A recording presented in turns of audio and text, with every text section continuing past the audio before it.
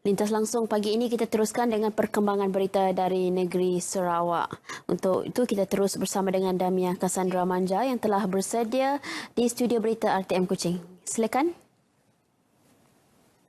Baik, terima kasih Aisyah. Assalamualaikum dan salam sejahtera. Lembaga Kemajuan Ikan Malaysia LKIM akan membangunkan fasa kedua Pelabuhan Perikanan LKIM Tanjung Bako di Kuching dalam usaha mempertingkat jumlah pendaratan ikan di pelabuhan berkenaan.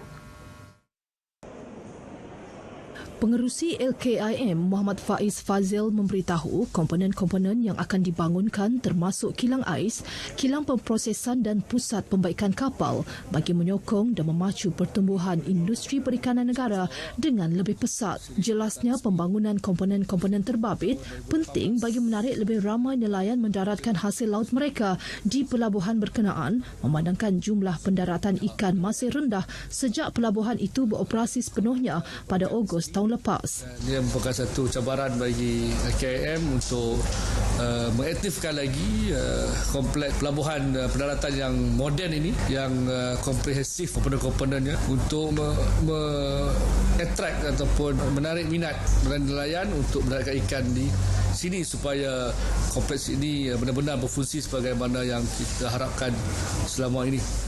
Tambahnya, pihak LKIM ketika ini sedang menunggu kelulusan daripada Kementerian Keuangan untuk melaksanakan projek tersebut yang dijangka akan menelan kos kira-kira 30 juta ringgit. Muhammad Faiz berkata demikian pada sidang media ketika lawatan ke Pelabuhan Perikanan LKIM Tanjung Bako di Kuching. Beliau memberitahu Pelabuhan Perikanan LKIM Tanjung Bako merupakan antara pelabuhan perikanan terbesar dan termoden di Asia Tenggara yang dilengkapi dengan kemudahan termasuk jeti bot komersial, jeti bot tradisional, jeti pengisian minyak, kren pemunggahan ikan daripada kapal, stor penyimpanan, bilik sejuk dan penyimpanan blok ais. Muhammad Faiz berkata sebanyak 3,948 tan metrik ikan didaratkan di pelabuhan berkenaan dengan nilai kira-kira RM10,696,000 tahun lepas. Sementara itu, dalam sidang media sama, Muhammad Faiz Fazil memberitahu LKIM sedang dalam proses memohon kepada Kementerian Keuangan agar diberikan kuota subsidi minyak diesel secara tahunan kepada nelayan di negara ini. Muhammad Faiz berkata minyak diesel bersubsidi telah dikurangkan oleh Kementerian Keuangan iaitu dari 90 juta liter kepada 60 juta liter sebulan sebelum ini. Jelasnya langkah untuk menambah jumlah kota ini penting bagi memastikan pemberian minyak diesel bersubsidi dapat dikawal selia dan diuruskan mengikut keperluan dan dimanfaatkan oleh golongan nelayan. Muhammad Faiz memberitahu ketika musim tengkujuh, permintaan terhadap minyak diesel bersubsidi adalah berkurangan dan situasi ini akan merugikan para nelayan kerana tidak dapat memanfaatkan sepenuhnya subsidi tersebut. Katanya sekiranya ia diluluskan oleh pihak Kementerian Keuangan nanti, kira-kira 720 juta liter minyak diesel bersubsidi bagi tempoh setahun bakal dinikmati oleh para nelayan di negara ini.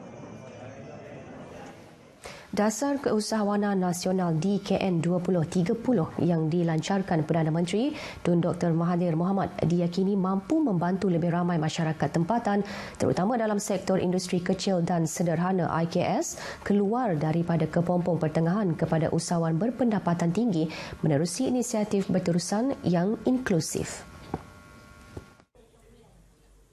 Menurut Ketua Pelatih Sarawak Akademi, Abdul Khalik Ahmad, apa yang diharapkan ialah masyarakat terutamanya para usahawan agar mengubah minda dan bergerak mengikut peredaran semasa agar tidak ketinggalan terutama dalam berhadapan revolusi industri 4.0. Apa yang saya faham, sokongan daripada kerajaan sama ada kerajaan persekutuan ataupun kerajaan negeri, banyak bantuan yang telah diberikan. Contohnya ada inisiatif di Sarawak menyediakan platform produksarawak.com. Jadi yang seperti ini lebih memudahkan ke arah digital ekonomi ataupun juga kita suka sebutnya sebagai industri 4.0. Seperti yang berhormat Perdana Menteri kita sebut dalam ucapan dasarnya tadi, setiap yang melalui fasa-fasa keusahawanan pasti melalui industri 4.0. Kiranya kita tidak mengikuti perkembangan semasa ini, maka seperti yang Ahmad Mohamad Perdana Menteri kita sebut tadi, kita akan terpinggir dan akan ketinggalan. Justru, beliau berharap lebih banyak inisiatif disediakan kerajaan bukan hanya dari segi geran, malah dari segi kemahiran terutama yang berkaitan pemasaran digital. Ditemui pemberita pada sesi kursus animasi dan keusahawanan di Miri, Abdul Khalik berkata kursus seumpamanya amat relevan bagi membangunkan kemahiran pemasaran digital dalam kalangan masyarakat bagi membentuk komuniti usahawan yang berdaya saing. Sementara itu, para usahawan yang ditemui menyambut baik dasar berkenaan dan berharap kerajaan akan meningkatkan bantuan dari segi peruntukan dan memperbanyakkan kursus kemahiran digital. Harapan untuk kerajaan kalau boleh next untuk kalau ada peruntukan, kalau boleh luaskan lagi untuk usahawan yang lain. Memang sangat terbaik untuk kami lah. Seperti macam kami ikut kursus tu sebelum dah 7 hari. Sel kami meningkat 100%. Alhamdulillah. Sampai malam tadi sampai pukul 9. Kursus yang diadakan selama 9 hari disertai lebih 70 peserta. Projek Rintis Kampus Tanpa Tunai yang dilaksanakan di Politeknik Mukah PMU bertujuan memberi keselesaan kepada warga kampus selain merancangkan inisiatif pembayaran digital secara ringkas dan cepat. Menurut pengarah Politeknik Mukah, Dullah Muluk, dengan pengenalan kaedah pembayaran tanpa tunai di Politeknik Mukah, ia sekaligus menjadi politeknik pertama di negeri ini yang menggunakan kaedah itu. Ia juga sebagai langkah untuk memudahkan urusan harian pelajar serta mewujudkan komuniti pelajar yang memanfaatkan kecanggihan teknologi digital dalam arus pemodenan masa kini. Untuk supaya pelajar-pelajar kita tidak menggunakan cash di kampus, kita akan laksanakan permulaan di kedai-kedai koperasi, kedai-kedai buku koperasi, dan kita akan laksanakan juga kepada kantin-kantin, kafeteria dan juga kios-kios yang ada di sini. Aplikasi bayaran tanpa tunai itu dilaksanakan oleh bahagian Governance dan Kecemerlangan Kementerian Pendidikan Politeknik dengan kerjasama syarikat swasta yang diharap dapat memberi keselesaan kepada pelajar selain menjimat masa ketika membuat bayaran sama ada di kantin maupun di kedai koperasi. Dullah Muluk berkata demikian pada majlis pelancaran kampus tanpa tunai di Politeknik Mukah yang turut dihadiri lebih 200 pelajar. Di Miri, 2 orang lelaki dilaporkan terjatuh dari menara Masjid Al-Mutaqim Bekenu ketika sedang melakukan kerja mengecat menara tersebut pagi semalam. Menurut Ketua Bomba dan Penyelamat Zon 6 Miri, penguasa bomba kanan Loh Poh Kiong, kedua-dua mangsa terjatuh akibat tali yang digunakan terputus dan mereka mengalami patah tangan kiri. Beliau berkata pihak bomba hanya menyelamat seorang daripada mangsa yang terperangkap di tingkat atas bangunan, memandangkan seorang lagi mangsa sudah diselamatkan oleh orang awam. Dalam kenyataan medianya, Loh Poh Kiong berkata pihaknya menerima panggilan kecemasan pada pukul 10.44 pagi dan tiba di lokasi kejadian pada pukul 11.32 pagi dengan jarak balai ke lokasi ialah 47 km dan operasi tamat pada pukul 12.12 tengah hari. Gula tarik karbon mungkin baru kepada kebanyakan orang, namun ia sebenarnya telah diusahakan sejak sekian lama. Pemanis mulut ini hanya mula dikenali lebih setahun lepas. Kita tinjau laporan khas ini bersama pembuat gula tarik karbon di Kampung Sungai Pala untuk melihat cara penghasilan gula tarik viral karbon oleh Mastura binti Gani atau lebih mesra dengan panggilan Mak Haji Tura.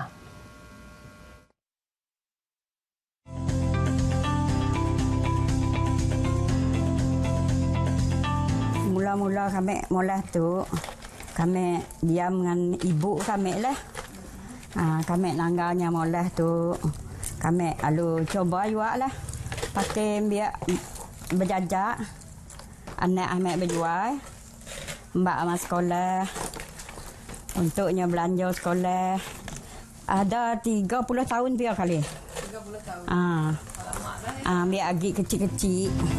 Tidak seperti gula tarik Kelantan atau kuih semak maupun gula mitai Sarawak, penyediaan gula tarik karbon tampak lebih ringkas dan tidak menggunakan banyak bahan. Resipinya gula pasir yang utamanya, bekas ya air, kasih warna tu kita tanak lah, suruh masak, sudah masak kita tuang lah cuan. Kita nanti sejuk lalu kita nagitnya.